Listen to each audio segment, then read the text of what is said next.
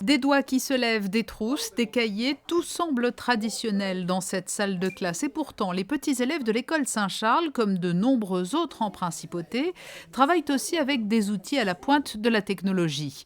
Tablettes, tableaux interactifs sont de plus en plus fréquents et peuvent se montrer particulièrement utiles pour les petits élèves rencontrant des difficultés d'apprentissage.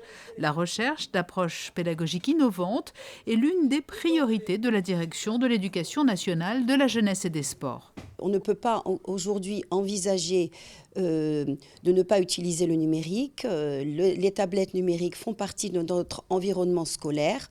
Il ne s'agit pas pour autant de négliger le papier et la plume. Je veux dire, l'un n'empêche pas l'autre. Mais pour des enfants qui ont un handicap, on se doit, nous aussi, de leur proposer un réel projet pédagogique. Il ne s'agit pas de les laisser de côté, il s'agit d'essayer de les motiver, de faire en sorte qu'ils s'enrichissent, qu'ils comblent leurs lacunes d'une autre manière. Depuis la rentrée scolaire 2012, l'association Children and Future a décidé de devenir partenaire de la direction de l'Éducation nationale, de la jeunesse et des sports en finançant l'acquisition de matériel. Cela a notamment permis de déployer un programme portant sur l'utilisation du numérique pour compenser le handicap. L'une des fonctionnalités principales de la tablette qu'on peut exploiter avec ces élèves-là, c'est les fonctionnalités audiovisuelles, c'est-à-dire cette possibilité très très rapide et très facile de prendre des photographies, de prendre des films, soit de ce qui se passe en classe, soit de l'élève, et de pouvoir l'exploiter en temps réel. Ensuite, il y a un deuxième type de fonctionnalité qu'on utilise, c'est évidemment les applications. Alors parmi les applications phares qu'on utilise, je ne vais pas donner de nom pour ne pas faire de publicité, mais en tout cas, ce sont des fonctionnalités de traitement de texte dans lesquelles on peut intégrer très vite des photographies, des films ou des enregistrements.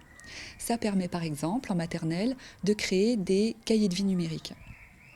Alors, pour les élèves qui ont des troubles du langage, qui ne peuvent pas s'exprimer très rapidement, qui cherchent encore leurs mots, qui ont besoin encore d'être aidés et d'avoir un support de langage, ça leur permet d'avoir ce cahier de vie numérique, de rentrer à la maison et puis de montrer à leurs parents, de faire ce lien qui est très très important pour un élève de maternelle, de montrer par l'intermédiaire de ces photographies, ces films, ce qui s'est fait dans la journée à l'école. Aux tablettes numériques offertes par Children and Future s'ajoute également une classe mobile avec connexion Wi-Fi et des boîtiers de réponse, sorte de petits boîtiers de vote permettant aux enseignants de mesurer en temps réel le degré de compréhension de l'ensemble des élèves de la classe. C'est une immense fierté, d'autant plus ça faisait de nombreuses années que nous souhaitions vraiment faire quelque chose pour les enfants scolarisés à Monaco.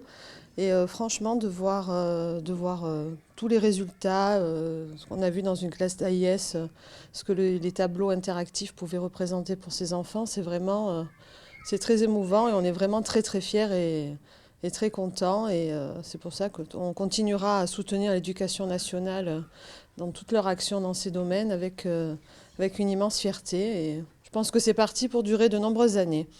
Children and Future qui, pour pouvoir continuer à aider la jeunesse monégasque, mais aussi les enfants des pays les moins favorisés, compte sur vous.